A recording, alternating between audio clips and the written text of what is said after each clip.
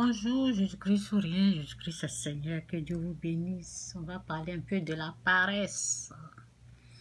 Ok? Bon, c'est dans Proverbe 6, verset 9. C'est dit, et toi, paresseux, et toi, paresseux. C'est un esprit de paresse. On parle à un esprit paresseux. Un esprit qui vient habiter en nous.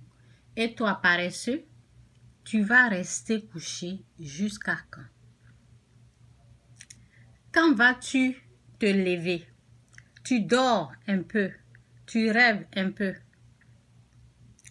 Tu restes un peu couché en te croisant les bras. Pendant ce temps, la pauvreté arrive comme un voleur et la misère vient comme un bandit. On continue avec la paresse. Proverbe 20, verset 13, c'est dit, n'aime pas le sommeil. N'aime pas le sommeil, de peur que tu ne deviennes pauvre. N'aime pas le sommeil, de peur que tu ne deviennes pauvre. N'aime pas le sommeil, n'aime pas le sommeil. Que Dieu vous aide à comprendre sa parole au nom de Jésus. Amen. N'aime pas le sommeil. N'aime pas le sommeil. N'aime pas le sommeil, de peur que tu ne deviennes pauvre. Ouvre les yeux, tu seras rassasié de pain. C'est une décision en fait. Quand tu décides, moi là, je vais tout faire pour nourrir mes enfants. Je vais tout faire, rien ne va manquer chez moi. Quand tu parles comme ça là, tu vas te lever pour aller chercher du pain. Et puis tu vas trouver. Proverbe 24, verset 33, c'est dit, un peu de sommeil, un peu d'assoupissement, un peu croiser les mains pour dormir. Proverbe 31, verset 20. Oh, j'adore ce proverbe. Proverbe 31, verset 27, c'est dit, elle veille sur ce qui se passe dans sa maison et elle ne mange pas le pain de paresse. Oh, j'adore. Et elle ne mange pas le pain de paresse. Ne soyez pas des paresseux. Vous voyez? Bon, on va aller ici, là. Attends, oui, on va lire ça et puis on va de l'autre côté. Proverbe 26, verset 15, que Dieu vous aide à comprendre sa parole au nom de Jésus. Amen.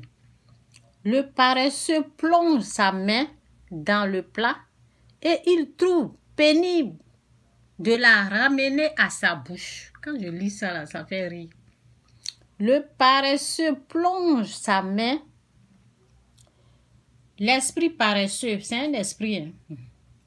Le paresseux plonge sa main dans le plat et il trouve pénible de la ramener à sa bouche. Que Dieu vous délivre de l'esprit de paresse. En tout cas, que Dieu vous délivre. Hein? Parce que, vous savez, dans la vie, là, on va lire ce verset-là. Ça, c'est... bon, je vais dire le verset après parce que je ne me rappelle pas. C'est dans quoi? C'est dans... Oui, c'est dans Ésaïe 59, ok? Ésaïe 59, verset 10. C'est Ésaïe, oui, ça c'est Ésaïe.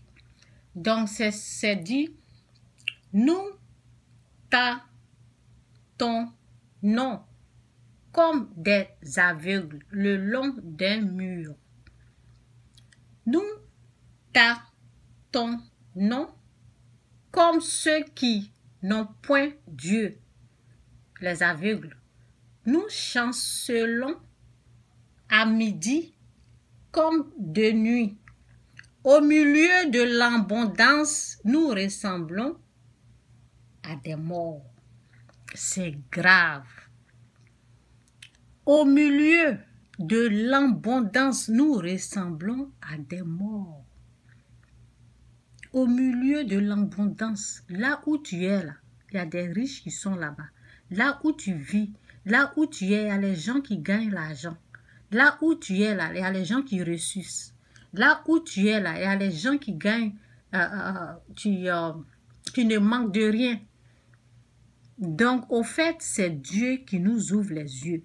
C'est Dieu qui nous permet de voir la richesse, la gloire. C'est Dieu qui nous ouvre. Vous voyez, la pauvreté, au fait, c'est l'état, c'est spirituel. La pauvreté est spirituelle. Là, je répète encore, la pauvreté est spirituelle. Un homme paresseux, c'est au niveau de son âme. Quand tu es paresseux, l'esprit paresseux qui habite en toi, c'est au niveau de ton âme, il y a un problème. Au milieu, vous voyez un peu, au milieu de l'abondance, nous ressemblons à des morts. Nous grondons tous comme des ours. Nous gémissons comme des colombes. Nous attendons la délivrance et elle n'est pas là. Le salut, et il est loin de nous. Car nos transgressions sont nombreuses devant toi et nos péchés témoignent contre nous. Ok? Donc, on parle du péché. C'est à cause du péché qu'il y a tout ça là. Donc, Jésus-Christ ou rien, Jésus-Christ c'est Seigneur. C'est une décision à prendre de ne rien manquer. C'est une décision de dire, je vais tout faire pour mes enfants. Je vais tout faire, mes enfants ne vont rien manquer. Et puis tu pries, tu gênes, tu cherches la face de Dieu. Tu te repens, tu demandes à Dieu de t'enlever cet esprit. Ce qui fait que tu n'arrives pas à manger, ce qui fait que tu es obligé d'appeler les gens pour demander de l'argent, ce qui fait que tu es obligé de compter sur telle ou telle personne pour nourrir tes enfants. Vous voyez un peu, non? Tout ça là, c'est le péché. C'est le péché qui fait ça. Donc, repens-toi, demande la grâce à Dieu. Faut pas seulement être là et envier les gens et prendre tes bagages là, déposer sur les gens pendant que toi tu es là, compter sur les gens. Non, c'est pas une vie qui est là. Repens-toi.